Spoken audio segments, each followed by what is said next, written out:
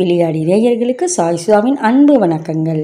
Cinema ரசிகையாக இப்பதிவில் நான் உங்களுடன் பேச வந்திருக்கின்ற படம் சப்தம் திரைப்படத்தை பற்றி. OTT தளத்தில் ஜி திரையில் இந்த படத்தை பார்க்கலாம். ஆனால் பார்க்காமல் இருப்பதே ரொம்ப நல்லது அப்படின்னு நான் சொல்லுவேன். நீங்கள் மட்டும் பார்த்துட்டீங்களே அப்படின்னு கேட்குறீங்களா? நான் பார்த்துட்டேன்ப்பா, தெரியாமல் பார்த்துட்டேன். ஈரம் படத்தை எடுத்த டைரக்டர், ஆஹா எவ்வளோ அழகான படம், அருமையான படம், புதுமையாக வந்துச்சே பேய் அப்படின்னுலாம் ரொம்ப ஆசையாக அழகாக வீட்டில் உட்காந்துக்கிட்டு வஜ்ஜி டீ எல்லாம் வச்சுக்கிட்டு படம் பார்க்க ஆரம்பித்தாங்க. ஐயோ ஏன்னு எனக்கு தெரியல. எவ்வளோ நடிகர்கள், எவ்வளோ அழகான கதை எல்லாமே வீணாக்கிட்டாங்கன்னு நான் சொல்லுவேன். ஈரம் படத்துக்கும் இதுக்கும் நமக்கு ஏன் அது ரொம்ப திருப்தி தந்துச்சு, இது ஏமாற்றம் தந்துச்சுன்னு என்ன கேட்டால், நான் ஒரு சினிமா ரசிகையாக என்ன சொல்லுவேன்னா, அந்த படத்தில் பேய்னா பேய் அப்படிங்கிற ஒரே லைனில் கதை போச்சு.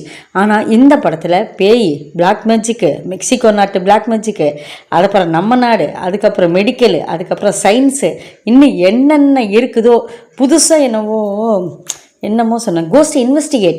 கோஸ்ட் இன்வெஸ்டிகேட்டர்னு தான் கதையை ஆரம்பிக்குது. ஆக மொத்தத்தில் சப்தம் வெறும் சப்தமாக மட்டுமே மிஞ்சுகின்றது.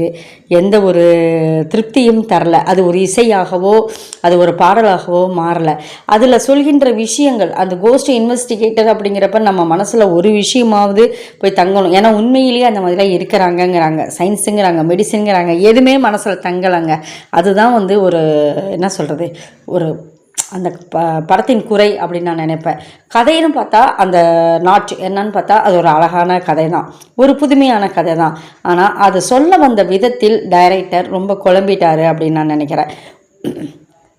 எல்லாமே சந்தேகப்படுற மாதிரி எடுத்துருந்துருக்கலாம். இது பேய் மாதிரி இருக்கும், பேயாக இருக்குமோ, இது சயின்ஸாக இருக்குமோ, இது மெடிக்கலாக இருக்குமோ, இது பிளாக் மேஜிக்காக இருக்குமோ, அப்படி நாலா பேர் சந்தேகப்படுற மாதிரி எடுத்துகிட்டு கடைசியில் ஏதாவது ஒரு இதில் முடிச்சிருந்தாங்கன்னா ரொம்ப அழகான கதையாக இருந்திருக்கும். ஆனால் இவர் நாளையும் போட்டு நாலுமே இருக்குங்கிற மாதிரி எடுத்துகிட்டு அதையும் நம்ம என்ன சொல்கிறது, ஒரு தெளிவாக எதுவுமே சொல்லலை. எல்லாம் ஒரு கிளம்ஸியாக ஒரு மாதிரி குழப்பமாக இருக்குது. நீங்கள் படம் பார்த்துட்டிங்களா? உங்களுக்கு பிடிச்சிருந்ததா? நீங்கள் என்ன நினைக்கிறீங்க அப்படிங்கிறத கமெண்ட் பாக்ஸில் சொல்லுங்கள். மீண்டும் நல்லதொரு படத்துடன் உங்களை சந்திக்கும் வரை உங்களிடமிருந்து விடைபெறுவது உங்கள் சினிமா ரசிகை சாய் சுதா. நன்றி, வணக்கம்.